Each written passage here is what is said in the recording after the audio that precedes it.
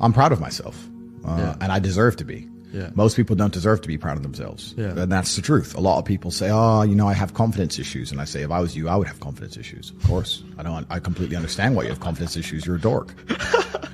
But we have to be realistic here. We have to be absolutely and utterly realistic, because if you're not proud of yourself, you probably don't deserve to be proud of yourself, so you're not going to feel happy. And you just talked about confidence. Confidence comes from competence. The reason I'm confident is because I'm good at everything. Right. I'm good at everything I do. The things I'm not good at, I'm not confident in, of course. And I know what they are. I don't do them very often. I've now created my reality to the point where I don't do anything I'm not good at. You just hire. I either hire or I just don't want to do it. Like I don't play darts. Yeah. I'm not good at darts, right? I do what I'm good at. Yeah. So yeah, I'm absolutely and utterly confident because I'm absolutely and utterly competent, and that takes practice and discipline and motivation, and you need to fail a few times. You need to get up. And like I said earlier, when I learned my entire mindset in professional fighting and chess, the two combined, that's how it comes down to. And when people say, oh, I have confidence issues, usually I can look them up and down and say, yeah, if I was you, I would completely and utterly struggle with confidence issues. Because the world is competitive, and there's men like me on the planet and friends like mine on the planet, and you're competing against us for money, for girls, for status, for resource, and you're going to be destroyed and decimated the entire time. So of course you have confidence issues when you can be annihilated in real time by the competitor. Yeah.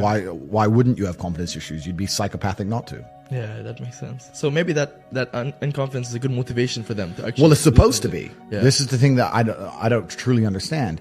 If I'm unhappy with something and I'm uncomfortable with something, I fix it. Yeah. That's endless motivation, which I don't truly believe in as a concept, but that's endless fuel for the fire. Right. If I was unhappy with something about myself, regardless of what it was, I would be able to take all of that discomfort and turn it into endless energy to get the problem fixed. Yeah, exactly. But these people seem to It's okay to be unhappy. Yeah. Well, these people seem to sit and say, I'm really unhappy with X, but then stay doing X. So I don't believe they're truly actually unhappy. What you'll notice if you live life long enough is that somebody will sit and say to you, I'm unhappy being a loser. You say, why are you a loser? I just sit at home and play video games 7 days a week. And you're like, okay. And maybe 3 days of the week they're unhappy doing that. Yeah. And that's the time they email you, and that's the time they want to make a change. But 4 days of the week, they don't really, it doesn't really bother them. Yeah, it doesn't really bother them. Because if it bothered them 7 days a week, guess what? They would fix it. Correct. Yeah. So I have very little sympathy for people. And that's not because I'm not a nice person, but it's because I've been so hard on myself, and I've been through so many things that were difficult, and I've been through so much pain and trauma myself, some of it self-inflicted, some of it given to me by God to make me a better person. But I've been so difficult on myself. It's very hard for me to look at somebody who's refused to be difficult on themselves and see them as my equal or feel sympathy or pity for them. Why would I feel pity for somebody who took the easy route when I took the hardest possible route? Yeah. I took the hardest possible way to be the man I am, and you were too big of a and now you want me to feel sorry for you? I don't feel sorry for you. Yeah. I don't feel sorry for these people. And because as a man, you can be anything you decide you want to be. That's the beauty of being a male. You can build your character completely from the ground up, just like a video game. Every single thing about me that people respect, I built. I was not born a world champion kickboxer. I was not born this intelligent or intellectual. I was not born this rich. I was not born this strong. I was not born this confident. I was not born this interesting. I was not born this charismatic and humble and gorgeous and tall and strong and sexy. I was not born none of these things. I became these things myself. So I deserve all the spoils of war. And anybody who decides they don't want to work hard enough to become those things, then they deserve to sit and accept they're my inferior. Yeah. That's their problem. When I didn't have enough money to buy whatever I wanted, I couldn't fall asleep at night because I understood there are people out there that did, and I didn't see them as better than me. And I thought, why are these people who I don't see as my superior living an experience that I can't live? And it bothered me to the point where I could not sleep. So yeah, that was real. When you talk about suffering mentally, I don't really consider that suffering.